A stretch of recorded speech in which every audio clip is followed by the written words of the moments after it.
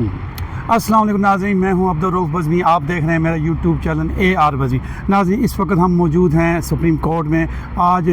जो है एक अहम केस की समाअत हुई है, जो कि इस वक्त हम सुप्रीम कोर्ट की बात नहीं करेंगे, बल्कि हम एक अहम केस की बात करेंगे जो कि अडालत जेल में हुआ, जिसका फ़ैसला महफूज हुआ था। वो था 190 मिलियन पाउंड, जो कि इमरान खान और बिशप बीबी के जो रेफरेंस था 190 मिलियन पाउंड का, उसका आज फ़ैसला आना था। लेकिन आज ये फ़ैसला एक बार फिर मुअत्तल कर दिया, एक बार फिर मौखर कर दिया गया। इससे पहले ये फ़ैसला जो 2 दफ़ा मौखर किया गया है। ये फ़ैसला जो है एहतसाब अदालत के जज नासिर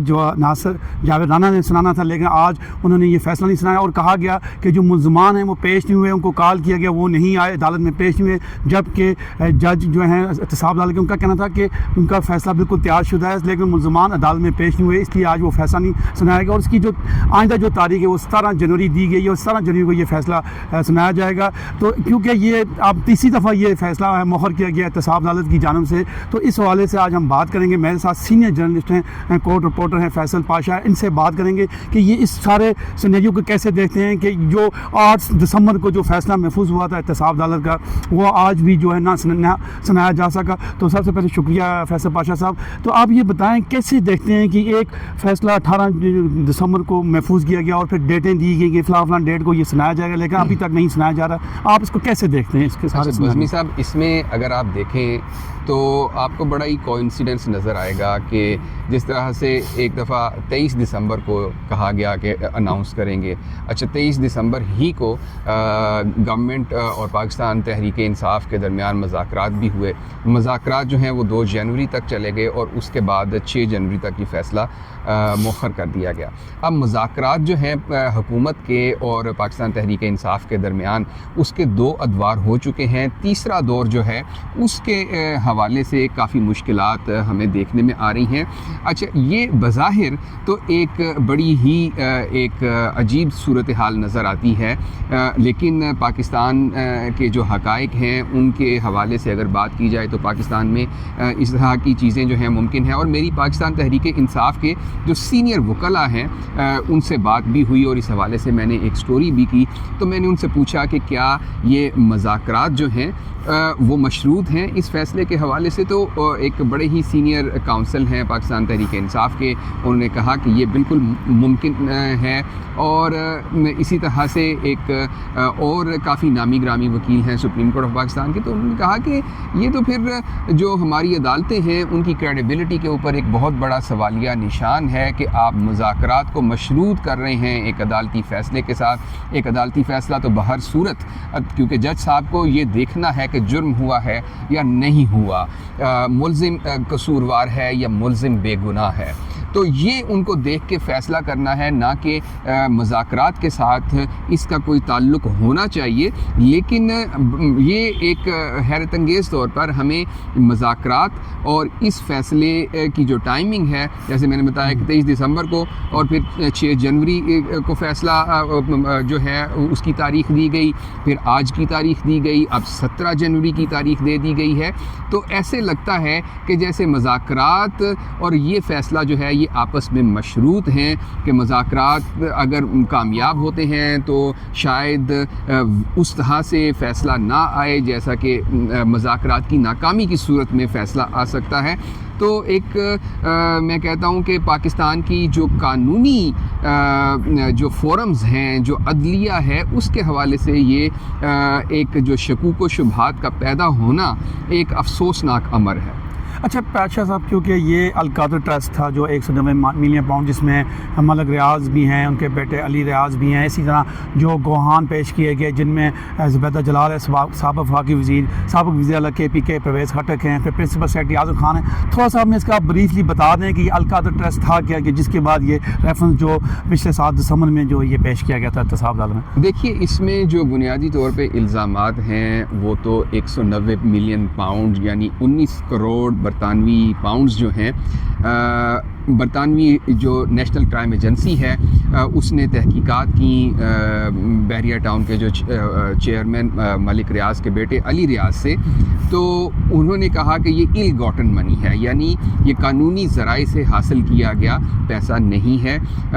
انہوں نے پہلے یہ کہا کہ ہم اس کے اوپر مقدمہ چلائیں گے، لیکن جو علی ریاض ہیں انہوں نے کہا کہ ہم اس پہ نیگوشیٹ کرتے ہیں، رقم زیادہ تھی، پھر 19 کروڑ پاؤنڈ جو ہیں اس کے اوپر آ کے معاملہ طے ہوا۔ تو برطانوی حکومت نے پاکستانی حکومت کو ایک خط لکھا، انہوں نے کہا کہ ہم آپ کو یہ پیسے بھجوا سکتے ہیں اور آپ اس سلسلے میں ہمیں اپنا کوئی جو گورنمنٹ اکاؤنٹ ہے وہ دیں۔ اچھا، وہ ایک جو پروپوزل تھا برطانوی حکومت کی جانب سے ایک بند لفافے میں آیا، عمران خان صاحب اس وقت وزیر اعظم تھے، اور وہ جو پروپوزل ہے وہ پیش ہوا، ان کے سامنے رکھا گیا بند لفافے میں، کابینہ نے اس کی منظوری دی، اور جو اس میں پھر گورنمنٹ نے جو برطانوی حکومت کو کنوے کیا، برطانوی حکومت کو انہوں نے جو ملک ریاض کا جو جرمانے کا اکاؤنٹ تھا، آپ کو یاد ہوگا کہ 2019 میں سپریم کورٹ آف پاکستان نے بحریہ ٹاؤن کراچی کے حوالے سے ملک ریاض صاحب کو 450 ارب روپے جرمانہ جمع کرانے کا حکم دیا تھا۔ تو ایک سپریم کورٹ کے اندر ایک اکاؤنٹ کھولا گیا تھا، اس اکاؤنٹ میں ان سے کہا گیا تھا کہ آپ قسطوں میں یہ پیسے جمع کرا سکتے ہیں، لیکن عمران خان صاحب کی حکومت نے یہی جو بینک اکاؤنٹ ہے یہ دے دیا برطانوی حکومت کو، اور وہ 19 کروڑ جو پاؤنڈ ہیں وہ اس اکاؤنٹ کے اندر آ گئے۔ تو بنیادی طور پہ جو جرم کی نوعیت ہے وہ یہ ہے۔ اس کے بعد جب قاضی فائز عیسیٰ صاحب چیف جسٹس بنے تو انہوں نے کہا کہ یہ جو پیسے ہیں یہ ریاست پاکستان کے ہیں، تو انہوں نے وفاقی حکومت کو یہ جو 19 کروڑ پاؤنڈ تھے وہ ٹرانسفر کرنے کا حکم جاری کیا تھا۔ یہ اس کی نوعیت ہے اور یہ اس میں اللیگیلٹی ہے۔ اچھا، یہ بتائیں ویسے پاشا صاحب کہ کیونکہ ابھی یہ تیسری دفعہ یہ جو ہے فیصلہ جو ہے مؤخر کیا گیا، یعنی سنایا نہ جا سکا، احتساب عدالت کے جج ہیں جو ناصر جاویدانہ، لیکن آج جو یہ جواز پیدا کیا گیا کہ جی جو ملزمان پیش نہیں ہوئے، جبکہ عمران خان صاحب آلریڈی جیل کے اندر موجود ہیں، ڈالر جیل میں ہی ہیں، قید ہیں، اور اب جب یہ جب ان کی طرف سے عدالت کی طرف سے ان کو کال بھی کی بشرا بی بی کو، وہ پیش نہیں، لیکن کچھ ہی دیر بعد بشرا بی بی عدالت میں بھی پہنچ گئی، اپنا عدالت جیل بھی پہنچ گئی۔ تو اس حوالے سے آپ کیا دیکھتے ہیں کہ یہ کیسا مطلب یہ جواز ہے کہ ملزمان عدالت میں پیش نہیں ہوئے، ان کی عدم پیشی کی جبکہ جو جج ہیں احتساب عدالت کا کہنا تھا کہ ان کا فیصلہ تیار شدہ ہے، صرف ملزمان کا وہاں پیش ہونا تھا تو انہوں نے فیصلہ سنا تھا۔ اس کو آپ کیسے دیکھتے ہیں؟ دیکھیے، عمران خان صاحب کے فیصلے ہوں یا نواز شریف صاحب کا فیصلہ 2018 میں جو آیا تھا، تو ہم لوگ وہیں پر موجود تھے، اور مجھے یاد ہے اچھی طرح سے کہ نواز شریف صاحب کو جب کنوکٹ کیا گیا پاناما ٹرائل کے اندر، تو اس دن بھی پہلے صبح 10 بجے کہا گیا کہ فیصلہ اناؤنس کیا جائے گا، پھر کہا گیا کہ 11 بجے، پھر 12 بجے، اور کرتے کرتے وہ تقریباً شام 4:30 5 بجے جا کے وہ فیصلہ اناؤنس کیا گیا۔ اور اس سارے مرحلے کے اندر جو جج صاحب تھے، ہم یہ دیکھنے کا بھی موقع ملا کہ وہ بھی ایک بڑے اضطراب کی کیفیت میں چہل قدمی کر رہے تھے عدالت کے اندر۔ تو یہ جو اس طرح کے جو ایسے مقدمات جن کے اندر سیاسی شخصیات کی انوالومنٹ ہوتی ہے، یہ فیصلے ہمیشہ اسی طرح سے ایک ایسے انداز میں سنائے جاتے ہیں کہ جو شکوک کو جنم دیتے ہیں۔ جیسا کہ میں نے آپ کو بتایا کہ جس طرح سے فیصلہ مؤخر ہوتا ہے اور مذاکرات مؤخر ہوتے ہیں، پھر فیصلہ مؤخر ہوتا ہے، مذاکرات کی اگلی نشست ہوتی ہے، تو بظاہر ایسا لگتا ہے کہ ان دونوں جو واقعات ہیں ان میں کوئی تال میل ہے، ان کے اندر کوئی ریلیشن ہے۔ تو یہ میں سمجھتا ہوں کہ ایک افسوسناک بات ہے بظاہر ہمارے عدالتی نظام کے حوالے سے، کیونکہ عدالتی نظام کا کوئی تعلق نہیں ہے کسی قسم کے مذاکرات سے۔ جو ایک عدالت ہے اس نے صرف یہ دیکھنا ہے کہ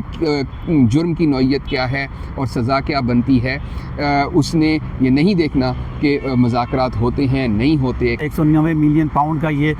17 جنوری کو سنایا جائے گا، جیسا کہ آج احتساب عدالت جانب سے کہا گیا۔ تو اب دیکھتے ہیں کہ 17 جنوری کو عدالت جو ہے عمران خان اور بشرا بی بی کو 199 ملین پاؤنڈ میں کیا فیصلہ دیتی ہے۔ تب تک کے لیے مجھے اجازت دیجیے، اللہ حافظ۔